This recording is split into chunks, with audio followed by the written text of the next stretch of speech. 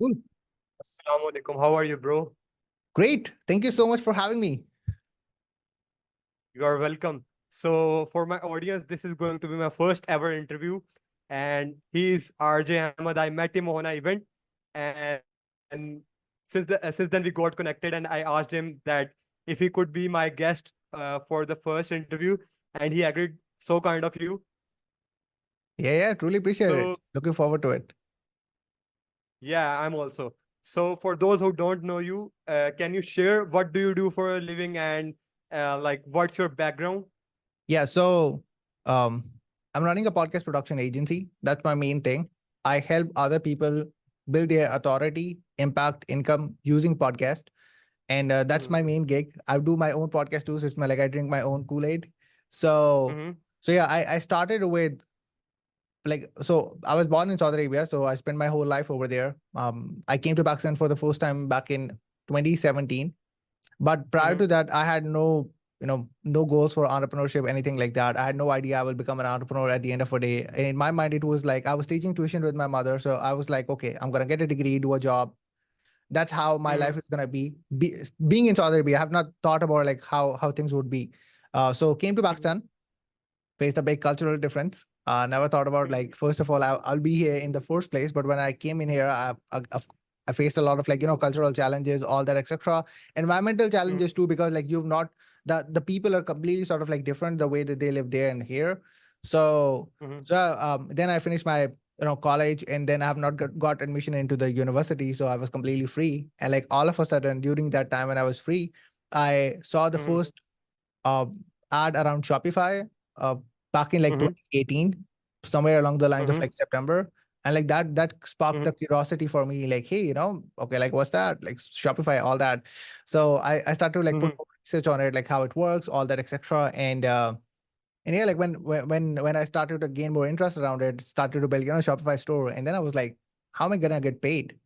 Because in Pakistan we don't mhm, have Stripe, PayPal, all that, etc. So it was a big mhm, challenge. But I personally, even like prior to like starting entrepreneurship, whatever, is like I don't like to be in a victim mentality mindset. I'm like, what are the resources we have, and how to be resourceful with that, right? What are the mhm, options we have?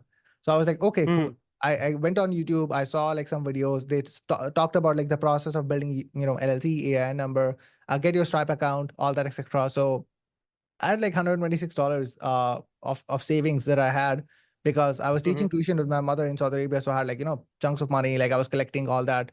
So mhm, I was all alone in the room when I invested that money because I've not asked for anyone's suggestion. Because first, mhm. the advantage of using your own money is like nobody you're not you don't owe to somebody else, right? Either your parents, your Yeah. friends, you don't owe the answer to anyone. It's like you're solely Mhm, responsible of your decision. And I wanted to mhm, be that case that even if I lose my money and if I don't make anything out of it, that was my own money. So, I would be all right.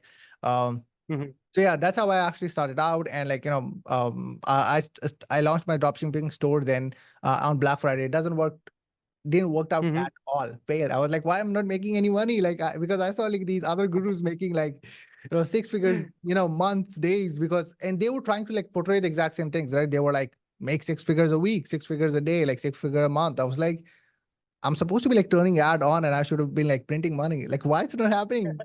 So that was the biggest kind of like a reality check that I actually got. Like that it's not that easy to make money Mhm, online. There are a lot of different elements that actually come into play to make things work out.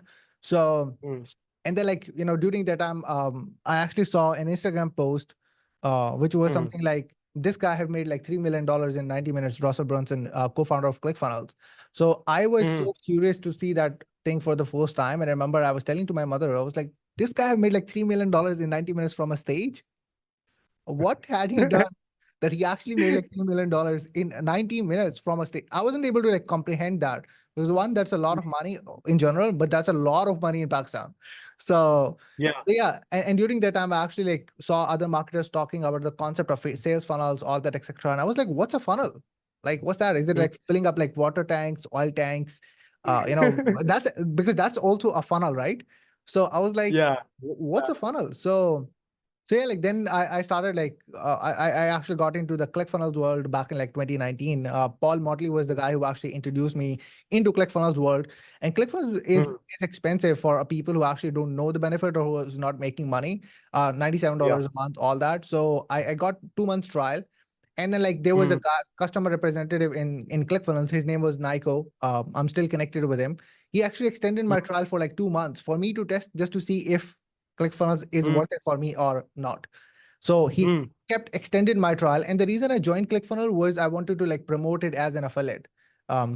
mm, So I was watching other affiliate marketers making money promoting ClickFunnels. I was like, why the hell I'm not making money? Like all the time I see my mm, affiliate dashboard, I see like just a big zero. I'm like, what's going on? mm, So but yeah, like in March, like March 2019, I was in hostel because then I finally got admission as a university. So I was in hostel. I was still like figuring out this online game, all that. So there was a guy who needed a Facebook ads course, and since I joined ClickFunnels under somebody's link, he provided me a bonus of like a Facebook ads course. I was like, hey man, I have a Facebook ads course. So we jumped on a call. I was like, I will provide you this course for free if you just buy one funnel away challenge through my link, which was $100 product by ClickFunnels, on which they were providing mhm, like 100% commission. And he was like, mhm, okay, that sounds like a solid deal. Send me the link. I sent him the link. I made my first $100. I was like, oh wow, because that actually like broke the false belief for me that it is not possible for me to make money online. It was like now I can make it. It is realistic. I can make money online. And $100 is like what that time it was like 15,000 rupees. That was like 2 months expense for mm, me in hostel. So I was like, I made like 2 months expense in a day. Like I can make a lot more now because that broke the false belief for me. So mm, from then, things have been transitioned. Been 5 years now, and I actually mentioned about it like earlier on, like in recent episodes. Like from then to now, like 5 years, I'm not. There's not been a single month we have not made any sort of money. Right? It's not after that first breakout for me that happened. It never mhm, happened that I have not made any money at all for in mm, those past 5 years, which is crazy to think about that I was struggling to make any money like for like 6 months at first. But then when I got my mm, first sale, which led me to broke that false belief, I started to mm, make a consistent revenue. So that's kind of like mm, how I started, like what I do right now. So a quick mm. backstory. So, which country are you originally from? You told me South Africa, right? So I was in Saudi Arabia actually. I was born in Saudi Saudi Arabia, Arabia. and I spent like 18 years over there. So Mm. yeah, and then came to Pakistan. You came to Pakistan in 2016 or when? 2017. 2017. Yeah. And then after that, you got introduced into this online Yes. In 2018. earning thing, right? Yes. Around 2018, at the end of 2018, quarter four. Yes. So what was your first impression of this thing? Did you watch any Tile Lopez ad or No, no, no. which business model you got introduced to the first? Dropshipping was the first model I actually got introduced to. And Mm-hmm. Sebastian Gomez was the very first guy who actually saw in the internet space Mm-hmm. because he was really all in terms of like the content, especially he was from Costa Rica. So the content that he Mm-hmm. created was more around like how to create bank accounts as non-US citizens, how to create LLC as no. So he had like more relatable content for me personally too. So I started to like follow him a lot, and then I started to find out like other people, guys like Ty Lopez, all that, etc. I have not stumbled upon his ad, which was the first breakthrough, but Sebastian Gomez was the first guy. And it was all around drop Mm-hmm. shipping at first. Mm-hmm. So as every entrepreneur, as an entrepreneur too, so every person has to go through a journey of failures. So would you like to share your failures? Like, how long did you had to wait to make your first dollar, and what were the failures that you went through, and how how were those days? Yeah. I mean, like 6 months, right? It took me like 6 months to get my first sale. So 6 months is technically Yes. is a lot of time because like most people don't like to stay consistent long enough. And Mm, that's the problem. It's like they start, try 1 month, not working. It's like, of course, the reason why things don't work because you have not acquired the skills or the things that need for you to make it happen, right? mm, So I was yeah. I was really desperate when I started out, and I was like trying things here and there. I remember like one of my friend actually scolded me. He was like, "Man, the only Mm, way you will make money is like when you learn some mm, skill sets and then be able to like utilize it, then people will pay you for it. Because he was really mad mm, about me being desperate. Because I was really mm, desperate. I was like, why I'm not like figuring this out where I'm watching like other people like making like, shit ton of money. I'm like, what's happening? mm, So yeah, it took me like mm. 6 months of like me trying everything. And then of course, like, you have these like relatives, all they're like, oh, this internet thing that you're trying, like, is that working out for you or Yeah. not? Right? It's like, I Yeah. remember like Alex Ramosi said, it's like success is the only answer. It's like Mm, success is the only answer, right? And that's true. It's yeah. like that's the only realistic slap you can actually give to everyone who requires or who needs it. So, but Mm, yeah, when the internet start, or when in the internet things start to happen, they start to realize like, oh, the whole game have been changed. So yeah, it mm, was a lot of hardship because I was trying my own, I was putting my own money and my time, my effort, me trying to do a lot of things where I'm not getting any sort of output at all. So mm, it was trials, tribulations, because at one point when I actually went into university and I got into university in February, and then like March, I got my first sale. In my mind, I was mm, like, okay, if I'm not able to figure out this online game at all, I will stop it and I will, become a delivery boy in fast food companies or like fast food restaurants, all yeah. that. Because I was like, I watched your reel yeah, in I mean, which you like, told that. yes, exactly. Because um, a lot of people don't have the self-respect, but I'm like, I don't want to. My parents actually put me through like colleges, but like, why I Mm, should like have them in trouble for like paying for universities? Because like they eventually had a lot of money, all that, to be able to afford it. mm, So like I remember like one time like my mother actually sold one of her gold bangles for like one semester. I'm like, screw it. Next time, mm, regardless what happens, this will not happen at all. So mm, that actually like, sparked a lot for me. I was like, this shit cannot happen at all next time. So it means like you have to take control. If you don't take the control, it will not happen at all. Either you can sit on that mm, and be crying about it like it happened, or you have to like take action, right? I was like, I will do it. I will pay my university expenses regardless. If online doesn't work, I will go on delivery jobs. I don't know how mm, to ride a bike even till now. mm, I'm like, I will learn it. I will make sure that I at least like do something, but I will make sure I will get something done. But coincidentally, the online stuff worked, mm, which led to have me like go through with it. But yeah, like that's how I actually thought about. I was like, I cannot sit there and be like mm. spending my parents spending money, and I'm like be ungrateful of it. So yeah, Mhm. I was like, I have to take action regardless of the situation. Yeah, I guess that's the main difference between a failure and a person that has succeeded, because every person has to go through same circumstances, but the ones that are willing to suffer from that tough time and still be able to Yes, go through that time and be consistent and have belief in themselves, they succeed in the future. of course. So you told me that you first impression of the online business that you got through was drop shipping, right? So you invested your money and you said it didn't work out.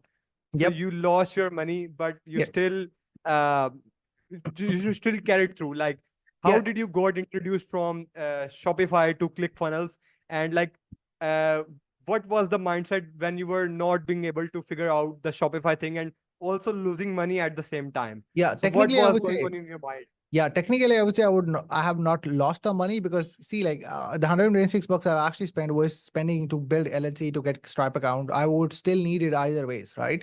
Of course, Mm, I didn't have any money at all after that. So what I actually did, it was like I was like, okay, even to run dropshipping store, I need subscriptions, I need money to run ads, right? Like realistic mm, things. So what I did was yeah. like I did a post on Instagram that, hey, Mm, if anyone is interested in investing in my company, let me know. That was the exact story I posted. And I had some of my friends who were also my, tuition students. They reached out. He was like, okay, what's the catch? Like how the process looks like. I was like, I will give you mm, 30% equity of the company if you give me $200, around 32,000 rupees that time. They were like, mm, okay, because see, like the very first goodwill that you have is your friends and family. yeah, yeah, And then absolutely. you create goodwill in front of your clients, your audience, all the others. The first set of goodwill that you have is in front of your friends and family. So they invested like Mm, $200, which mm, then I actually used to pay for Shopify subscriptions, spending mm, like 30, $40 on ads. all that, etc. Like I started to spend like all the money over there, 30 to 40 bucks, uh, which didn't resulted in anything at all. Then I started to run like, solo ads in some cases. When I started to like transition from like drop shipping to like affiliate marketing, I started to run like $60 solo ads. Didn't work out at all. I was like not making any sale. But that's how I actually collected money, which at least I needed to fuel things in. And I remember like, a lot of people actually like still told me like, hey, you sold your equity for too cheap. I agree. But what should I've done apart from that? If I've not done that, I don't think so. I had any other option in my mind, at least, which I could have done. Especially like me being in Pakistan, in a completely different country where I have no network at all. I've used my pre-existing network and I was able to like pull money out of them. And like out of those like 3 investors or like 3 friend investors in my company, like 2 of them are still here. So it means like they invested like $200 or like 150, I would say, like for 2 of them, they've made like, I don't know, like 100 times more what they've invested. Yeah. And they're like, bro, like tell us more invest. I was like, bro, now I don't need anyone's investment. I made the mistake, but but but I'm grateful. But I'm grateful. Um, but but yeah, like that's how I actually like gather resources for me to like transition also from dropshipping stuff when it didn't work out to affiliate marketing stuff. And then because technically affiliate marketing is free because you're promoting other people's product. And in most of the cases, you don't have to buy products at all too, right? So I was using Facebook organic for trying to sell the product at all. So of course I didn't require any paid ads, all that, etc. So so yes, so that's how things went through after like I spent all my money and then like gather money from friends/investors. So what were you doing to educate yourself at that time? I was Since consuming I free know content. that you Yeah. were consuming free content. Yeah, I was just So consuming who free were the content. people who were educated at that time? Because Yeah. The today we people. have Alex Rosie, Iman, and a Yeah. lot of people. Yeah. Yeah. Back then, I guess there were very less people. Like only a handful of people were present on YouTube back then. Yeah. See, Russell Brunson was already there, right? When I came into the ClickFunnels world, the very first thing I've actually saw from Russell was the exact pitch that he did that made him $3 million in 90 minutes. Because that pitch actually happened in 10x growth conference in Grant Cardone's event. I saw that whole pitch, and that's how I actually saw Alex Hormozi for the first time. So I saw him for the first time like back in like early 2019, and that's how I got to know about Alex, and then that's how I actually got about Russell. And what Russell actually did is like he actually the main goal of him was to break a false belief that anybody else can do it, right? He had this like a story of like Roger Bannister who did the 4 minute mile, and he was the very first guy who was able to do it. And then since he was the first person who was able to like do it, all the other people now started to believe that it is possible, right? So Yeah. he was the person who actually broke the 4 minute mile for me, like, hey, it is possible. And it was an insane pitch that I actually saw. And I really personally enjoyed it. So Russell Brunson was definitely the guy who I was like following his content, watching his content. Sebastian Gomez, I was watching his content. I like, the other guys, then I, figured out like Ty Lopez too. But, in that time, since I transitioned into ClickFunnels space, I started to find out like other people from the industry. So Ty Lopez, Russell Brunson, Sebastian Gomez, and also like some other marketers. But then I started to like when I started to like make my first sale, all that, I started to buy, different, ClickFunnels stuff. For example, like Russell's books, .com secrets, expert secrets, traffic secrets was not out that time. So I bought his books. I read his the very first like business book I actually read was .com secrets. Because the thing that I liked in it the most was nobody's gonna buy from you until they know you, like you, and trust you. That is the highlight of the thing. And I was like, this book, if I don't read it further, that line itself is investment like done completely, whatever I bought it. And second thing he said in the book was hoping for a sale is not a strategy. I'm like, okay, I'm like mic drop now.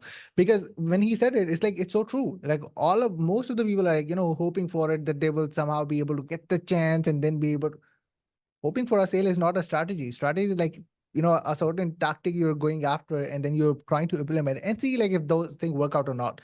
But hoping for it that it will come, that's not a strategy. So these two things actually from the book, there were so many other things too, but that was like, man, investment I completed. So yeah, these are the, type of people I actually, watched, consumed, all the time, at least in that set of period when I actually started out. But later on, there were like some others too, of course. So what was the market in Pakistan back then. Like today, every kid in the like school, college knows that there is this online business thing. Back Yes. then, I think it was very unusual and very unique thing. So, what was the competition look like for you when you were in this space? I can tell you there was not any competition at all. Especially in ClickFunnels world, if I talk about not when I actually joined ClickFunnels, there were like hardly like 6 people from Pakistan who was ClickFunnels Hmm. user. I knew all Hmm. six of them. It's like crazy. Yeah. Some of them like were earlier than me. Of course, they some people have actually joined ClickFunnels like 2016, 17, uh, Hmm. 2018. But like 6 people were actually joined, and you won't believe I was the very first person who actually like sort of like mainstreamed ClickFunnels in a mass audience.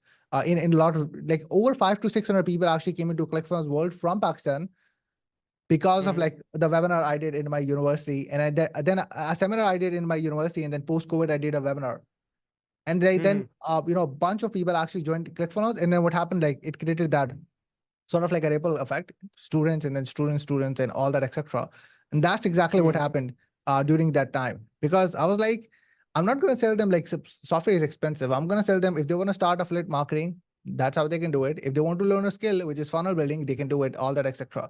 So Hmm. I found a gap, and I was like, I know these people are not hyper intense buyers, but let me see what could work if that work out. Hmm. And I used the perfect webinar sequence. I used exact sequence which Russell actually taught in his like Export Secrets book and perfect webinar framework.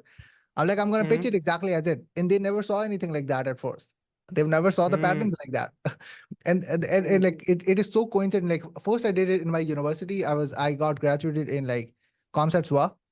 So Hmm. so they were like 150 students. I like yeah, 150 or like 200 students were in the room. 180 Hmm. stick till the end.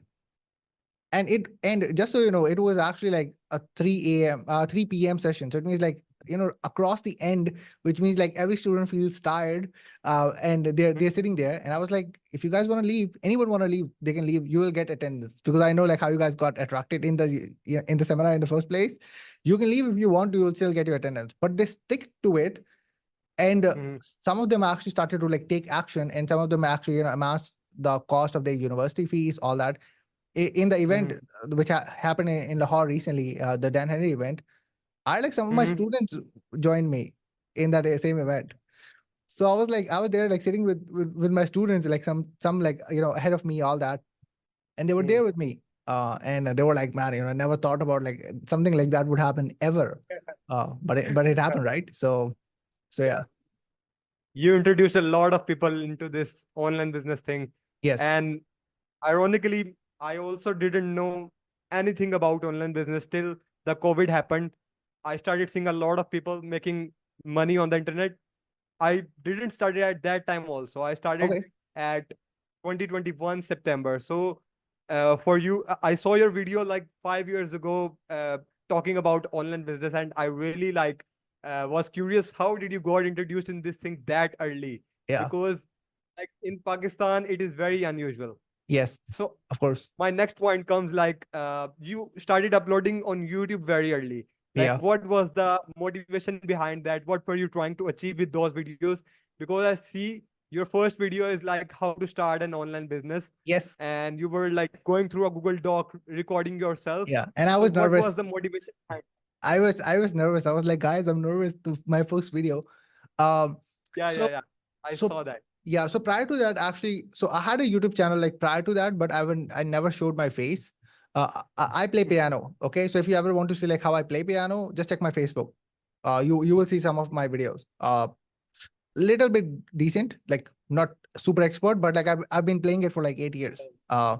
So Mashallah. yeah, so I had a piano channel, but in that channel, when I was running it, I was not publicly showing my face, right? So I was completely comfortable. I remember like when I crossed my 1,000 subscribers over there, I thought I will do a face Mhm. reveal, and I never did my face reveal. I never did.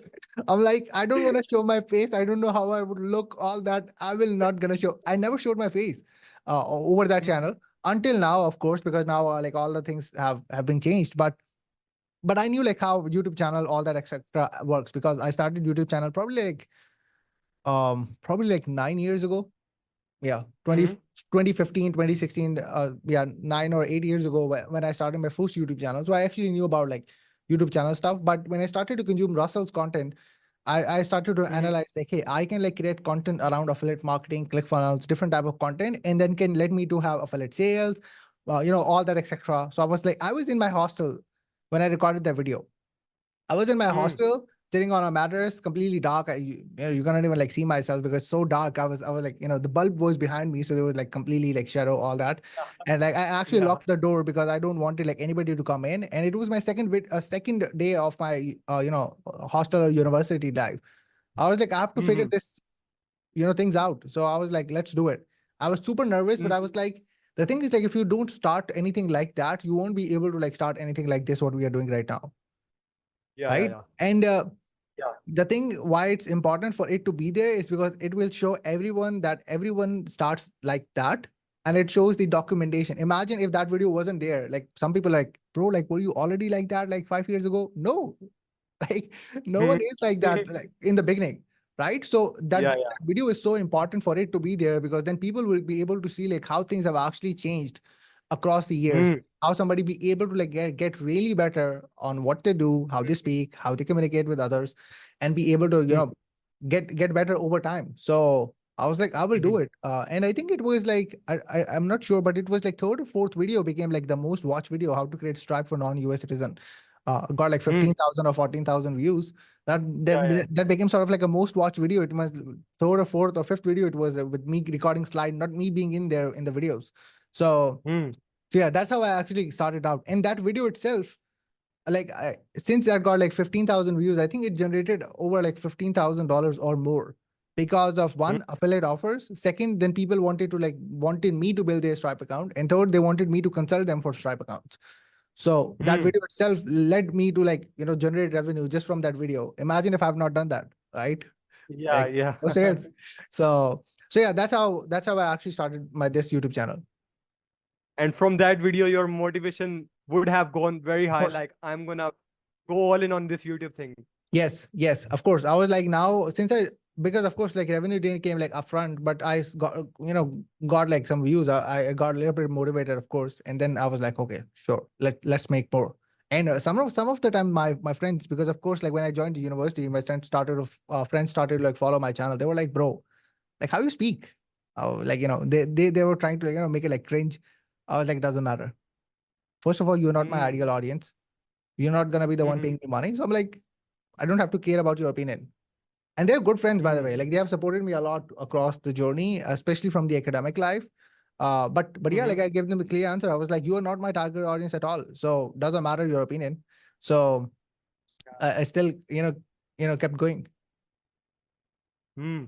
So you graduated from ComSets, right? Yeah, yeah, from Comsets were In what major you in computer you got science.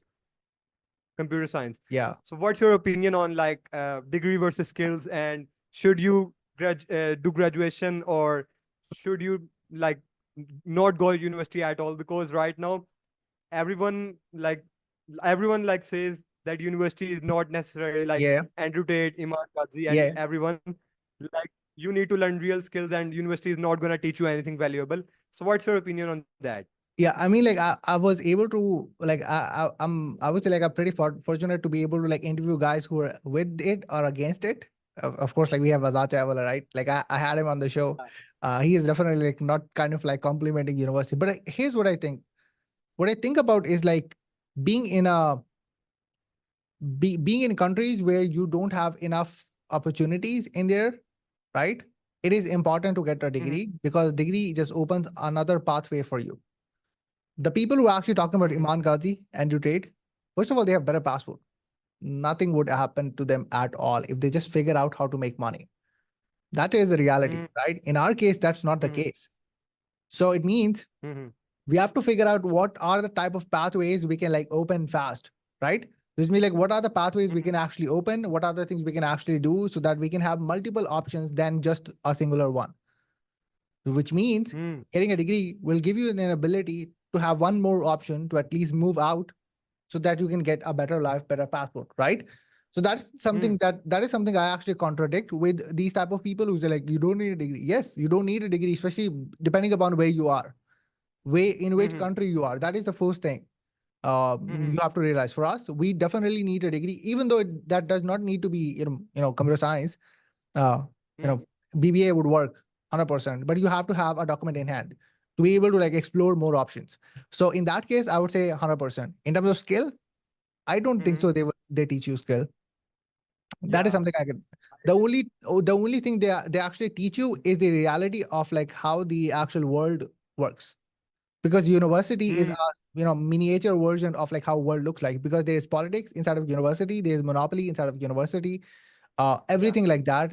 You don't have controls over different things. Professors, sir, like you want, like Mm. I have still sir, some sir, ma'am actually watch my content, but they cannot change my thoughts around it. Of course, one I've already graduated, but they cannot do anything out of it. And for some I truly Yeah. appreciate, respect. Hello, sir, ma'am. But yeah, like they actually don't teach you legitimate skill set. They will just teach you the experience of like how real world actually works by giving you these Mm. freaking setbacks. That's the only thing Mm. I feel. Skill set, I would say like no, they will teach you basic that you can learn by yourself. But like all you need Yeah. is like getting a degree somehow. Like I've not scored a really good GPA. Like I got scored like 2.48 CGPA. Mm-hmm. I have guys who Mm-hmm. are working with me who have like 3.5. Like Mm. okay, so what actually happened then? Like what actually? So in terms of like that academic things, doesn't matter at all, because if you want to be like really good, Mm-hmm. then like keep the balance of like academic plus like get a really good skill. If you are academic but you're shit in communication, doesn't matter, man. You're screwed. I have my roommate who scored really good grades, but then he complains all the time why he's not getting paid well. I was like, bro, you are not communicating enough to them also. Like you have to communicate at least to tell them like, hey, if you cannot do these things in this salary, like I'm gonna leave because I know I'm good. Mm. Right. So all these things come down Yeah. to like communication, negotiation, all that comes down to things. So Mm. so yeah, like I would say like getting a degree is important. Being in countries like tier 3 countries, get a degree at whatever reason, like get it, like doesn't matter.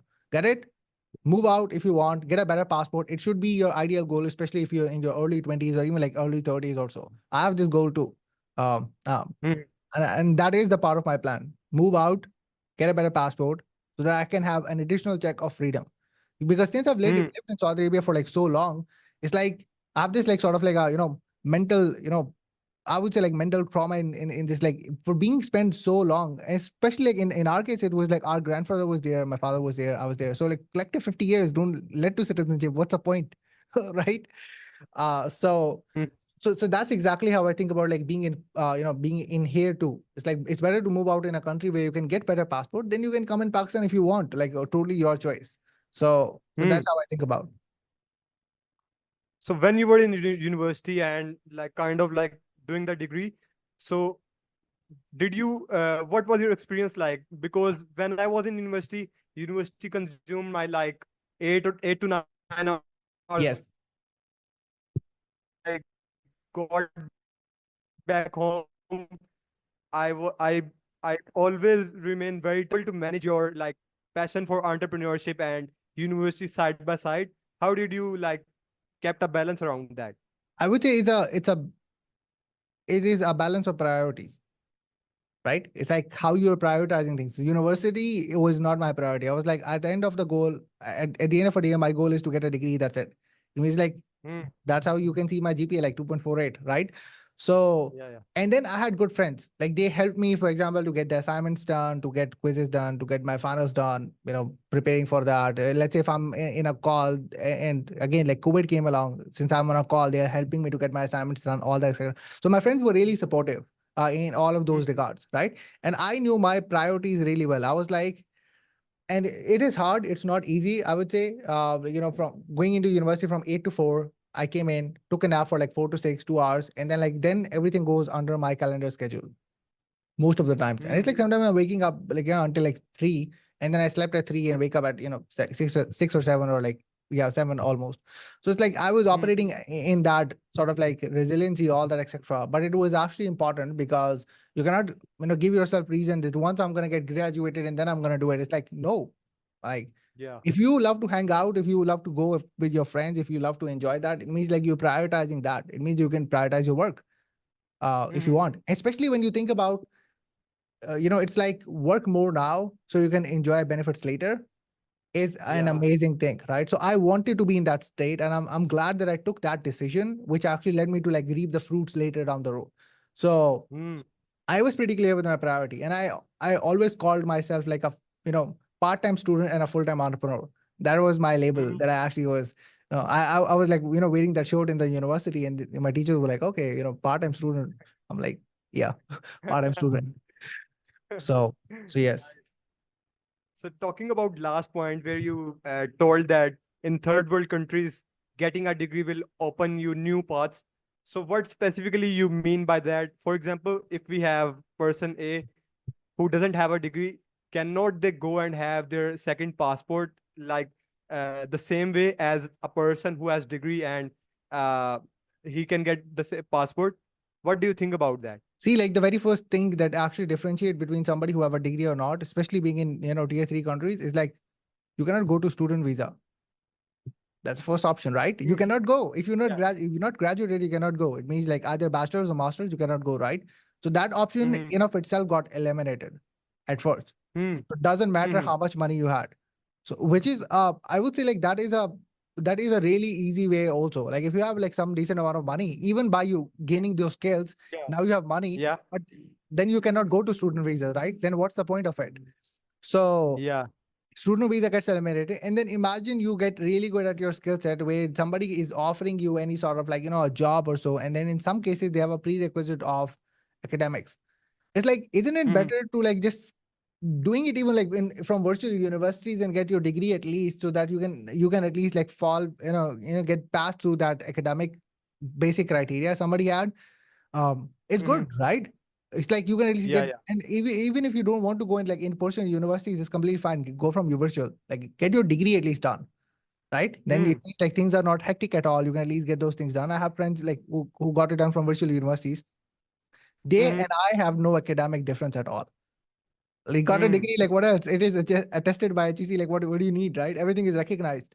So Uh, everything is good. So that is like one of the main options, like which is completely segregated properly. And then the other mm. option comes into play, which is like, of course, like let's say if they want to marry somebody outside or from Pakistan, of course that option works for everyone, right? Mhm. For that you don't need a degree for sure.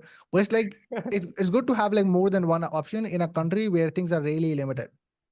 It Mm. is really important to have multiple options, especially when you don't have enough.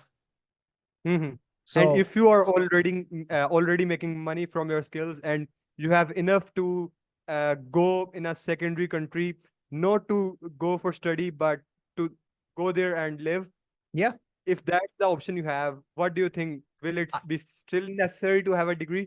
I would say like, see, like I would not recommend a country where you actually just go and that will not lead to a citizenship. It's Mm-hmm. like my experience. As I said, like Yeah. like born in there and you don't get a citizenship. Like what's the point? So like I would Mm. recommend going in a country where it will lead to a citizenship. Getting a Mm. degree make things much more easier in a document format. I know this. Mm-hmm. So I know this will end. Let's join the Zoom again and we'll continue. Okay. Yeah, yeah, perfect, perfect. Awesome. No problem. Okay. Okay. Awesome. So actually I was actually like talking about for somebody who's definitely living in tier three countries, it's like it is really important for them at least to get the academic documents.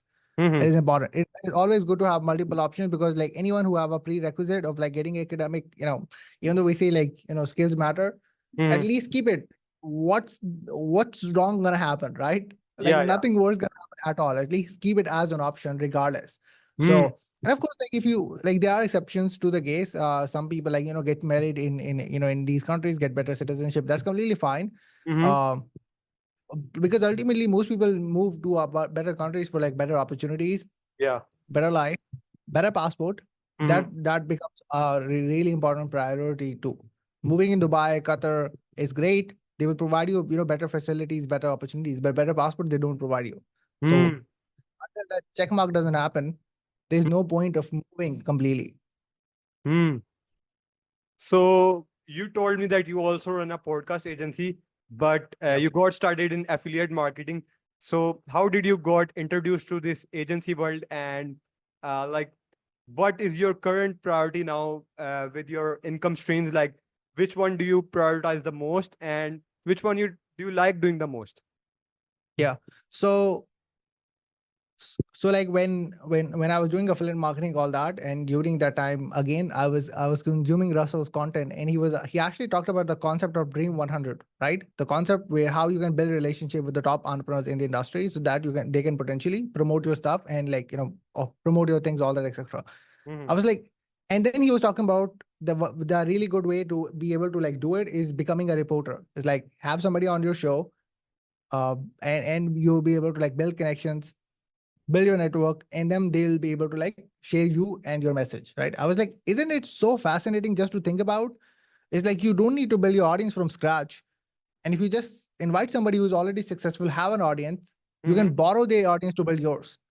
I was so fascinated by this idea. I was like, screw it. I will figure out how to do this at all. And again, I had the YouTube channel, but I was not properly being on camera, right? I was not properly being on camera. I was either blur, full blackout, or I was like not doing it at all. So when I did my very first interview, the reason I started is like for you to be a leader is like you have to lead your audience the way. Like if I cannot do that personally myself, and again in that time I didn't have any idea how I would like monetize my podcast, like podcast production, nothing. But I wanted to like start something, right? So Mm-hmm. I was like, if I cannot do it myself, I will not be able to like teach it to other, or I would not be able to like tell to anybody else. So I Mm-hmm. started out because one, I wanted to learn with the people I follow. I wanted to like build my network with them, Mm-hmm. and I wanted to build my audience overall too. So I started to like reach out to the people out there, and the very first person I had was Alex Elliott. She was my very first like Facebook live interview guest I had, and she was actually promoting her course, all that, etc. So she was doing these like interview. uh I don't exactly remember, like press tours. Yeah, she was actually doing the press tour, and I was like, I would love to have you on the show, even though I had like 100 group members. She was like, oh, cool, let's do it. So that's how I actually started my first show, and I was doing it some in my group first, and then I was like, why am I doing it in my group? If I can like create it as a podcast and I label it as a podcast, it would be really great instead of like me doing it just in my Facebook group. So in March, I launched my very first episode of Interviews with Entrepreneurs podcast Mm-hmm. right around COVID. Like I think a couple of days before COVID, I did that, and then COVID hit in March, and first guest was Spencer Makem, because since I was into affiliate marketing that time, I wanted to like first get like affiliate marketers, coaches, all that, etc. So Mm-hmm. Spencer Makem was the very first guest I actually got on the show, Mm-hmm. and for people who don't know about who Spencer is, he's like a multi-million dollar affiliate marketer, one of the top affiliate in the affiliate industries, top affiliate in high level, top affiliate in ClickFunnels, top affiliate anything he touches. Like that's how he is. He's really good at it. So I got him on the show, and I messed the interview up. I asked horrible questions. I asked him like, is his backdrop made of like wood or plastic? I was overly excited. And all the things that could go wrong went wrong. And I was like, after the interview ended, I was like, Spencer gonna hate me. He's not gonna like me. He's never gonna reply to me. I appreciate him so much for baiting me for the first time that way, because I was so excited just to like even talk to him. Uh, and then like slowly down the road, I remember like my eighth or ninth interview, somebody actually told me like, bro, your English sucks. You speak too fast. Sometimes I don't even understand what you're saying. Maybe not for you, right? And that's my guest telling me. I'm not gonna name drop the guest at all, because now he's a good friend. But at that time when he said it, I was like, what the hell? Like, what's going on? So I was like discouraged a little bit, but then I did like the other interview, 10th, 11th, 12th. The people I really admired the most, the people I actually followed, guys like, Steve Larson, all that. I got them on the show. And then when I did the interview and he personally enjoyed it, I started to like now understand the pattern of like, okay, how I'm starting the show personally, how I'm ending it, how I'm transitioning the questions, all that. Because at first I was like writing the questions on the side, right? I was putting the questions on the side. But then later down the road, as I get better at it, I just consume, I see like what they do, and then like I just go run time because of the experience, right? Mm-hmm. Because of the fact I have done like now 100.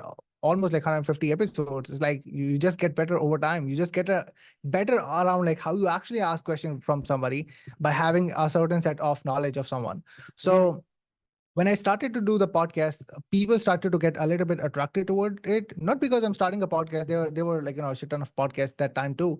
Mhm. But the curiosity was like how a guy who is like what 20 years old from Pakistan was able to like interview these successful entrepreneurs. That was a curiosity. It's Mhm. like how the guy from Pakistan who's 20 is able to like that was a curiosity point for everyone. Mhm. Everyone was asking like how are you able to do it? They still ask this question. uh, Mhm. like even like 4 years later, they ask the same question, like how I do it. Mhm. But yeah, like that's how I launched my first course because I was like, okay, cool. If you want to, I wanted to test like how things work. So if somebody wanted to learn it, here's the course, all that, etc. So Mhm. it was again in the US market, not Pakistan, all Mhm. that. So it was targeted in US market, and I had like 50 or 60 students who actually went through it. Mhm. The problem with that is like, or the problem with the course market is like, which is pretty realistic, is like not everybody will be able to like execute it properly or will be successful, Yeah. Yeah. right? Because of the probability, like not everybody is going to consume it, implement. There's so many elements come into play. I was Mhm. like, one, it's not beneficial for me personally if people are not able to like get results out of it. Plus, like I have to like get sales every single time to be able Yeah. to equate the amount of money I'm making. It's like not making sense at all.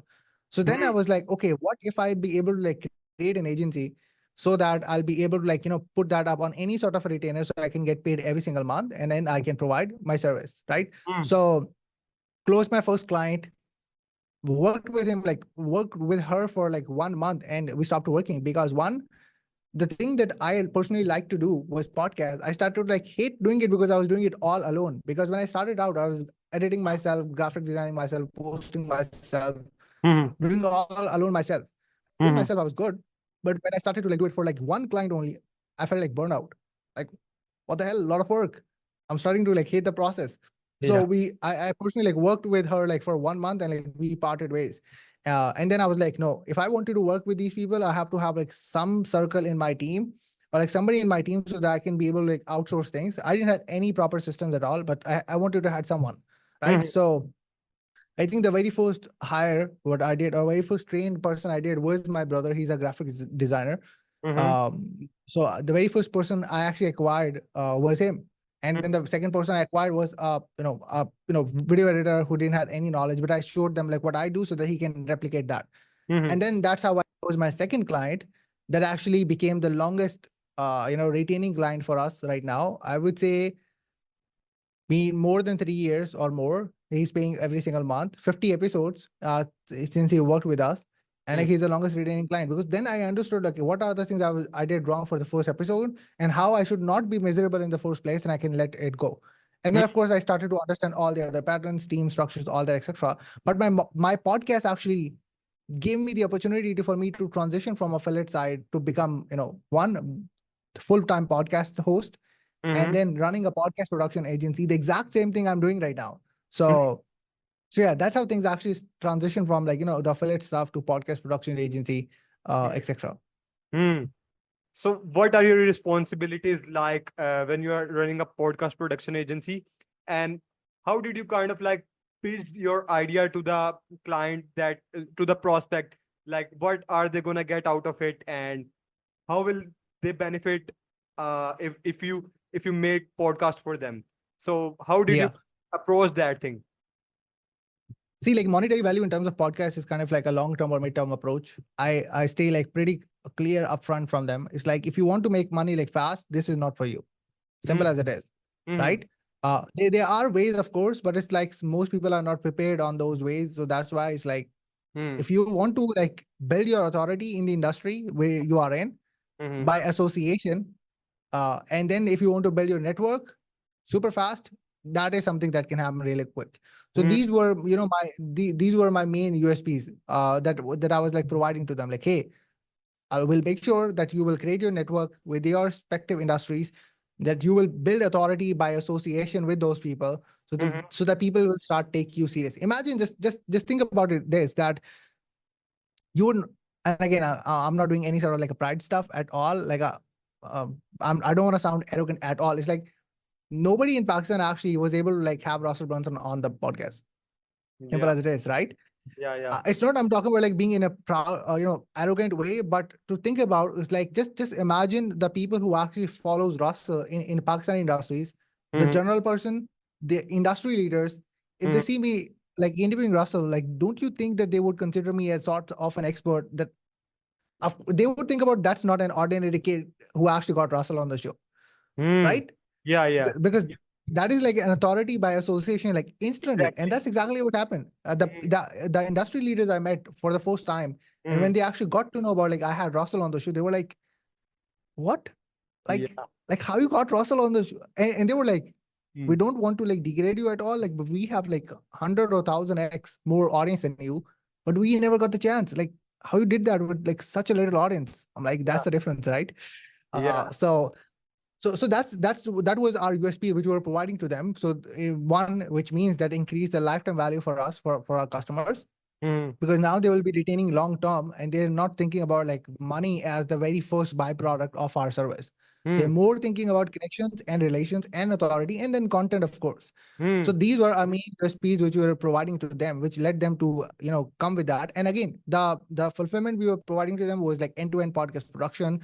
Like all they have to do is to come in and do the interview, and we will handle the rest from like posting it on YouTube, on audio platforms, from repurposing the content, publishing it, to booking the guest. Like of course in some cases like that becomes an add-on if they want to do it or not, but Mm-hmm. in some cases booking the guest on their behalf, like getting the guest on the show, like all they're doing is like coming on the show and do the interview.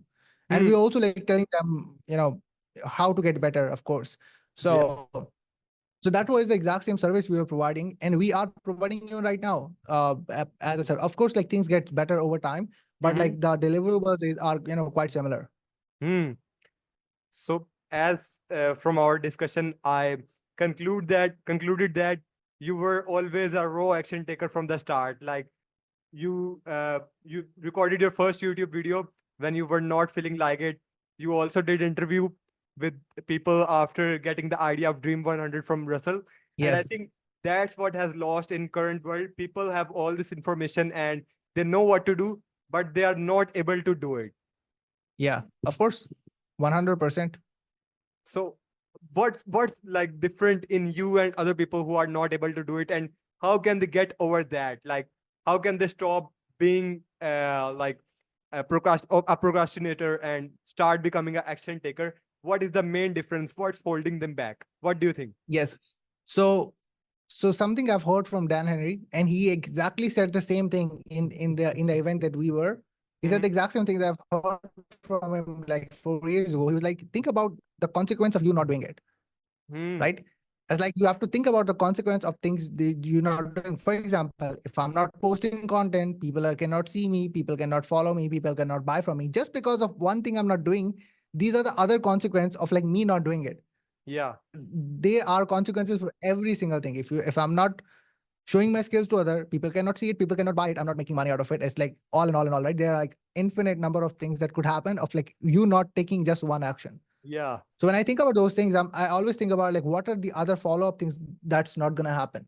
Mm-hmm. And I'm like, no, I'm not ready for it. I'm not ready for me not taking action and then me not getting any result out of it. So that's why it's like, as you mentioned already, it's like you're not certain, but you just do it anyways, Yeah. regardless. So people actually choose perfectionism, but you have to always go for like progress over perfectionism. Mm. So you have to go with the progress. You have to do it regardless. And like, as you said, like I started with a video when no one actually watched it at first, and I Yeah. didn't know how to speak. I didn't know how to communicate. I had no idea compared to like now, where I can like have easy conversation with most of the people. It's Yeah. like things have been evolved. You don't get better at day one. Mm. Everyone is like that. Yeah. So you better have to like see other people how they were in the beginning, rather than to think about, oh, they're so perfect. But like Mm. just watch them like 10 years ago how they started out. Just watch Russell like 20 years ago how he was. Or like even like Tony Robbins, just watch him like 40 years ago how he was. But that Yeah. is like consistent 40 years of like him improving to become what he is right now. Mm. So yeah, it's always like progress over perfection, and thinking about the consequence of you not doing it, because it was a really good analogy when I heard it from Dan first, and then he addressed it even in the event. I was like, I totally agree with what he said. Yeah. So this is a common reason. Mm. And also, when I watched your first video, you are not very good at speaking, and now when I'm Yes. speaking to you, you are really good at driving conversation from a certain point. Like whenever I ask you a certain question, you go deep into the question, you go from background and then drive it to the main point. So how did you kind of like develop that skill of being able to speak uh, like such frequently and with such clarity? How did you develop Yeah. that? So somebody asked me this question recently. They were like, "Bro, like, how can we communicate?" I was like, "Speak." I was like, "Speak."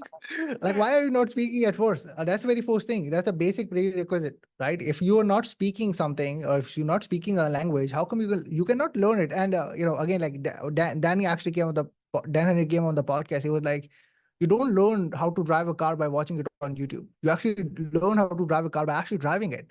Yeah. And which is a really good example, right? So exact same thing happens in anything. Same goes for communication. So one, you speak a lot.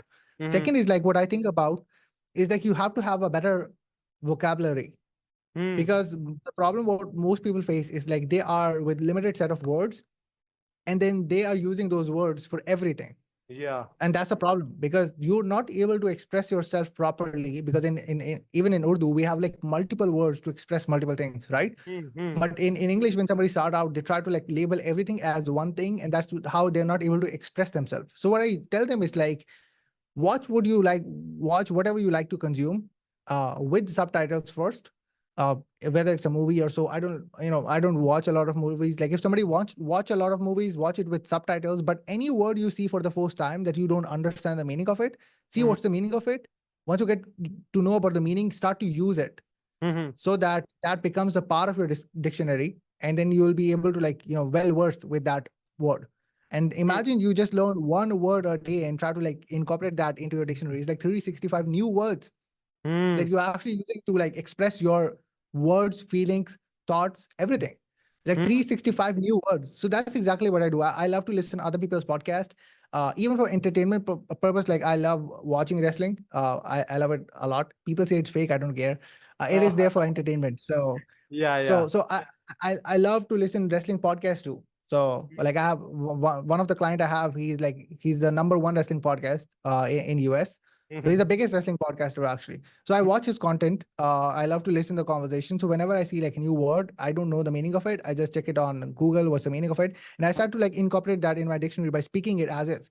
Like some Mm-hmm. of the people actually told me, and I don't know why I should not take this seriously, but some of the people actually told me that the words you choose is like some native people might not know about it. Mm-hmm. I'm like, you know, I don't know, but at least I know I can communicate my thoughts pretty well. So um, so yeah, but yeah, I'm pretty sure like some native words. Like I remember, like I was on a call with somebody, and I was telling them you post it natively on Facebook, and they were like, "What's native means?"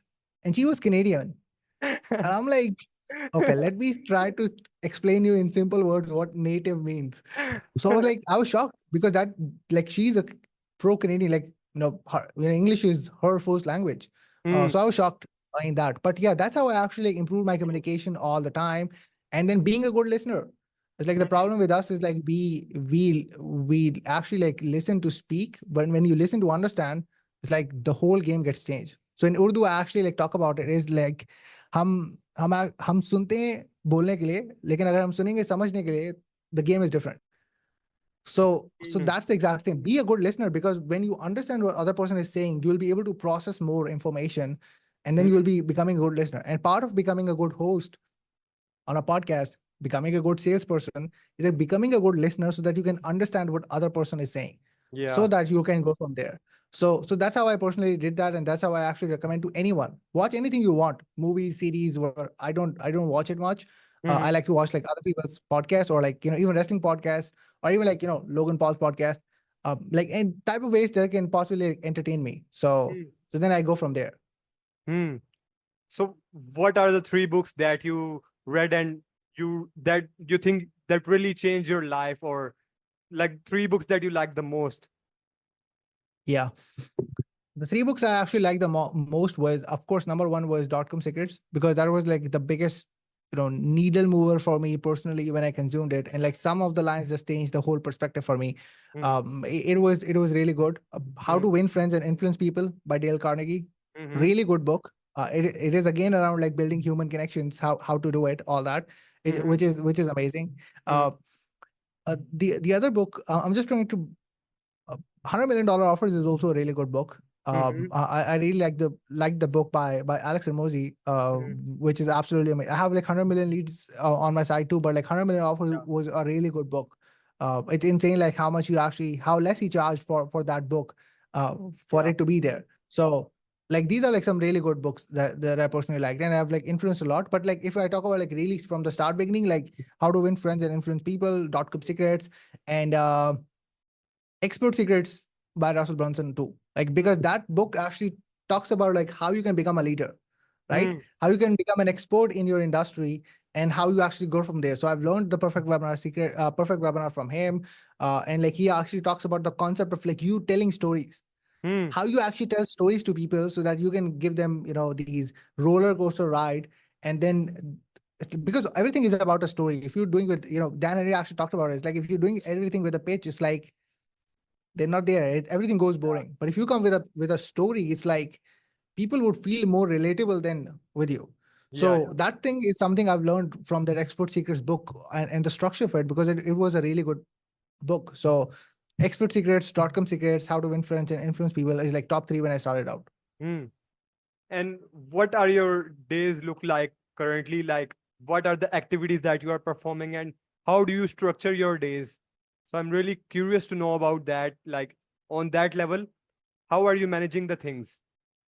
So personally, I would say like most of the things are on the calendar, which are like supposed to be happening on a recurring basis. For example, recurring calls, client calls. So like most of the things gets done on the calendar, right? Mm-hmm. And then the main role within the agency itself is like working on operations, working on like sales stuff, like how I can make operations much better, how I can like make sales stuff like much better, Mm-hmm.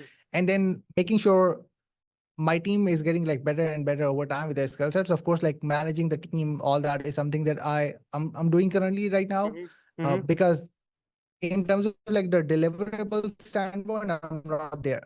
Like I'm not delivering personally. The team members I have, they're delivering like I would say like 95% of everything. I'm Mm-hmm. just there to make sure like everything goes smooth. Mm-hmm. So doing better operations, all that, etc. And then of course, like getting on client calls, podcast, guest podcasts, because I've been on what like 9,500 podcast as a guest.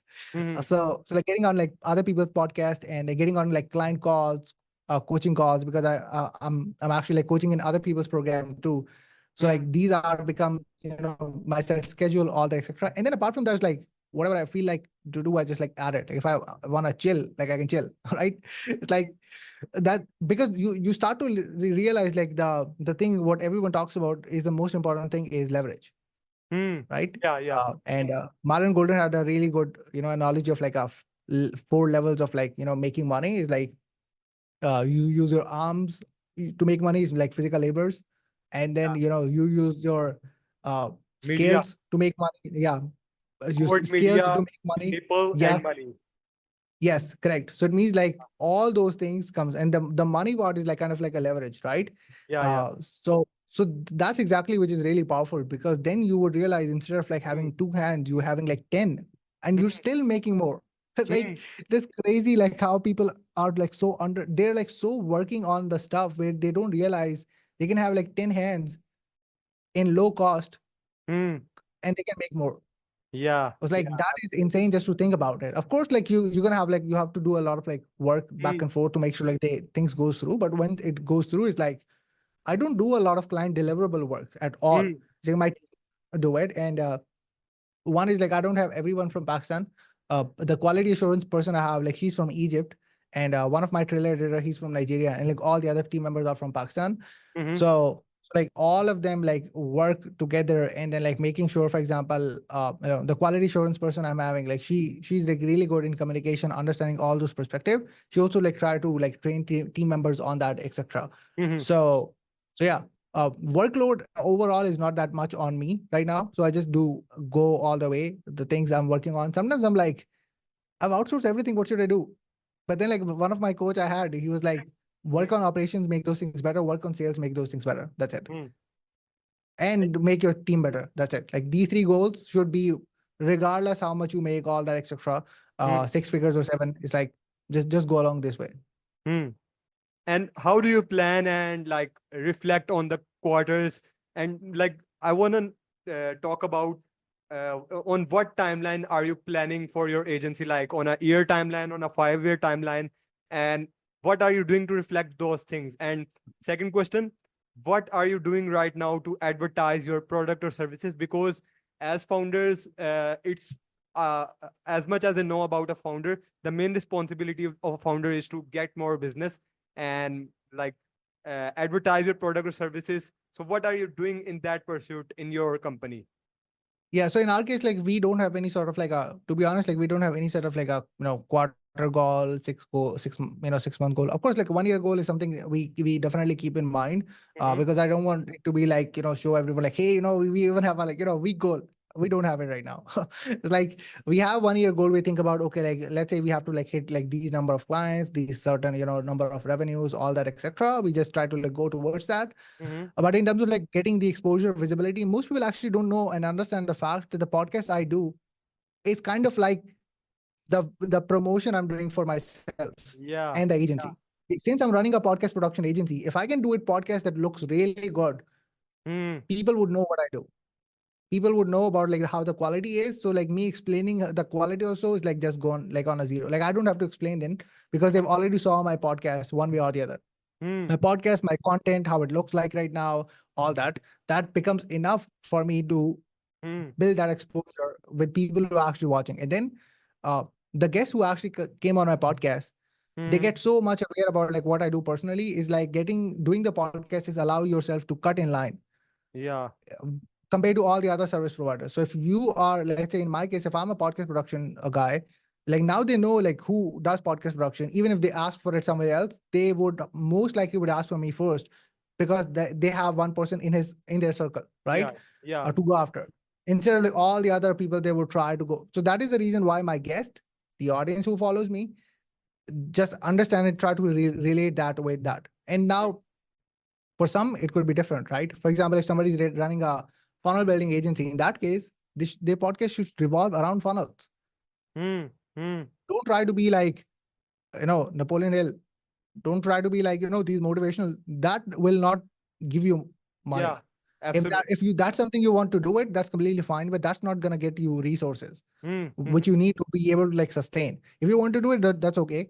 If you saw recently, like, Alex Ramosi actually said he was like, I was doing like these things a long time, and then people were asking like, what you actually like sell offer. He switched it from that to motivational stuff to like real business content again. Yeah. Yeah. I saw. Why? Because that's exactly what makes you money. Mm, So yeah, like a funnel builder can have guests around funnels or experts on the podcast and like talk about mm, funnels, their process, the structure looks like. So people can actually know that that person is a funnel expert. From mm, the audience perspective, from the guest perspective, of course, he will let them know about it. mm, So yeah, that's how my podcast production or like podcast promotion actually happens of like me doing the podcast. Like mm. people see it consistently, and then they start to like reach out, have Yeah. conversation. I have like if I have like 150 people making like $1 million to $100 million per year, Mm, that is like really qualified customers. mm, mm, So just from a guest standpoint, from mm, an audience standpoint, it could be different, but from a guest standpoint, I have like 150 leads just sitting in mm, for like, in my CRM. Anytime if they feel like they want mm, to start the podcast, they know like who's the guy in there. mm. So yeah, that's how I do the promotion stuff. So you don't do any cold outreach or run ads, but you have We're such a strong network that you don't need to do any other thing. Like I mean, like I'm planning everybody in to the do the industry cold knows. outreach, of course. Mhm. Yeah, I'm planning to do cold outreach. Definitely. We don't run ads. I'm planning to do cold outreach because I wanted to add something also as an add-on that I can control. Mhm. So it's always better to like networks will never go anywhere. Social media channel, even if it's like gone, it's like that network connection will stay like Yeah. forever. It's like you can get connected with that person like anywhere, right? Mm, So which is something I've focused on all the time. But I wanted to try different channels. So I'm definitely working on cold email right now, mm, testing out. Not haven't got like any sort of like success with it. Mm-hmm. But whereas like I'm like just started out just to see like how that goes and see like how that also works, all that, etc. So I wanted to keep like one extra channel, all that. Yeah. So yeah. You have such a smart strategy. I have not heard anybody using this strategy, like inviting guests into the podcast, building relationships with them, and then whenever they would need that kind of service, you are their go-to person. Yes, That's such a yes, smart strategy. 100%. Yep, absolutely. One thing I want to ask, like you have a podcast production agency, you can invite any entrepreneur that is any field, that is in any field. But the Yes. example that you gave, that if you have a funnel building agency, your podcast should be revolving around the topic around funnels, right? So what kind of guests would you invite in that funnel building podcast? Are they, will they be the persons that themselves do funnels, like are they, will they be your competitors, or what sorts of guests you would like to invite if you had a funnel building agency? Yeah, so I can invite any expert who have who's using funnel in his business, Hmm. not competitors. I can invite anyone who is one running funnels in their business, because either ways, if they designed it by self or not, some of the fundamentals Yeah. from them being used in their funnels, right? Yeah. Yeah. Um, so I would invite those type of people who Hmm. actually knows the sales funnel, who's using sales funnels within their business. Of course, I can ask other questions too, like entrepreneurship, business failures. But I can ask like one main question I have is gonna revolve around sales funnels, all that, etc. So I can Hmm. invite anyone still I want, but then I have to like just make sure like I carry the conversation in such a way that the talk or the conversation around funnels still be there. Hmm. The thing to think about is like when they see your podcast name, all that, they Hmm. at least need to know about like what the purpose of your podcast is. In Hmm. my case, like even though my podcast name is too broad, like interviews with entrepreneurs, but at least it can tell like what it was about. Like, okay, I'm Yeah. like interviewing entrepreneurs. That was the podcast name. For Hmm. some, it's like, Alex Ramosi had like gym launch secrets podcast. I think gym The launch game. secrets. He had the, yeah. Now he have the game, but he Yeah. rebranded it. Yeah. At Yeah. first, it wasn't right.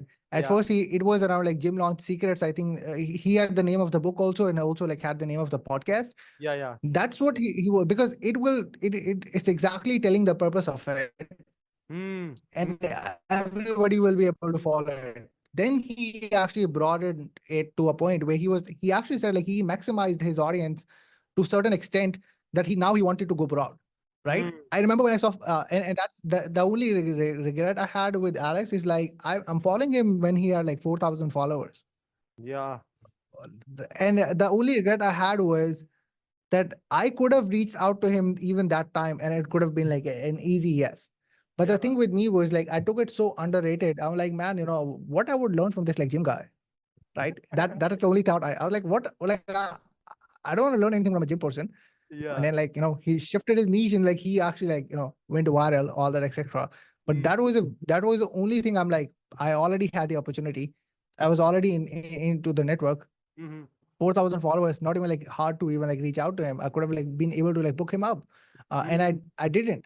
So that was the only thing. But of course, like we're gonna get back to him for sure. It's gonna be a little harder, but like I'm pretty sure we have some strategies in mind. Yeah. Yeah. Yeah. And now I know I want to ask about my viewers, like they will be beginners like me. So if somebody is at beginning in their stages, and if they want to make money online, what path would you recommend to that person? Should they start an agency? Should they start affiliate marketing? And if and what is the path that they have to go through in order to make their first dollar? What would you recommend them? Yeah, I would recommend them night and day is like learn a skill set, and then be able to sell the skill set. Oh, Hmm. like, and then it could be any skill set, by the way. Okay, it could be like getting really good at graphic designing, getting really good at video editing, getting really good at funnel building. See, like the thing is, Hmm. there are graphic designer who's charging like shit of money, right? Like Yeah. Yeah. I know like Russell's video editors who's charging him like $5,000 to $10,000 for like one video ad. It's like these are people who are paying him money, right? Yeah. But on the other side, there are video editors they're charging like $5. The difference Yeah. is like one in the network they're in, and how and I Positioning. always like talk the positioning, yes, and it's like how less due diligence the other client have to do to at Hmm. least pull this through, right? Hmm. For like people who are charging cheap, is like they have a lot of micromanaging elements. Hmm. For people who are experts, they will take information from you and then they don't need like anything at all mostly. And then they come up with something with, most of the due diligence, and you don't have to like put any of those majority inputs. Hmm. Like due diligence is not there, micromanaging. That's the biggest difference. It's Hmm. like how somebody is able to charge. And then positioning, of course, is an important one. And all those elements. So like it could work in any skill set you want, but I would recommend you to learn a skill set and be able to utilize it. And then I would recommend you to start a podcast. It's like there Hmm. is no cost of starting a podcast. Yeah. Like, as you said, like how I started my videos, it's like there was no cost associated at all with those costs. It's like no proper light, no camera, no mic. I Hmm. started. It's like there's no cost associated to it, but you will start to build like a network of people in your circle. So at Hmm. least you can have somebody to hang out, all that, Hmm. which is like amazing and no cost at all. When you have time but no money, you can leverage that time like all the time, like utilize it. Like just you are on the lower tier of the pyramid. It's like just go ahead with this. So Hmm. use any skill set, get really good at it, and then like make your authority and positioning one either through podcast and either your content, so Hmm. that you will be able to sell it. So that is something what I recommend. But then stick to it. Like try multiple things and see what you like personally, Hmm. and then like stick to it. The biggest difference is like being self-aware around the stuff. If you're Hmm. not self-aware around the problem and the solution, it's like you cannot do it. So that's something what I advise anyone who's a beginner or so. Hmm. I guess the time is about to end. Yeah, I I hope just I lost you answered your there. question. I just lost you there. I think my internet connection just got unstable. So Got it. thank you so much for joining me and being my first guest. I really enjoyed the conversation. I got a lot of golden nuggets from that. And I think I'm going to take away a lot from this conversation. And if you are up, I want to ask some advice around my business and stuff Yeah. after this podcast. Will you be up for that? Wait, if you post the episode, I would definitely would be up for it. Okay, perfect. I think we are already up 1 hour and 15 minutes for this podcast. I really enjoyed the conversation. I Awesome. appreciate you being here. Yeah, truly appreciate it, man. All the best. I can't wait to see like how the podcast stuff would look like for you. Let's say like a couple of years from now. Yeah. I'm really excited how things goes from you from here. Yeah. Thank you so much. Thank you so much. Awesome. Have a great day. Okay. Have a great day. Allah Hafiz. Bye. Bye bye. Allah Hafiz.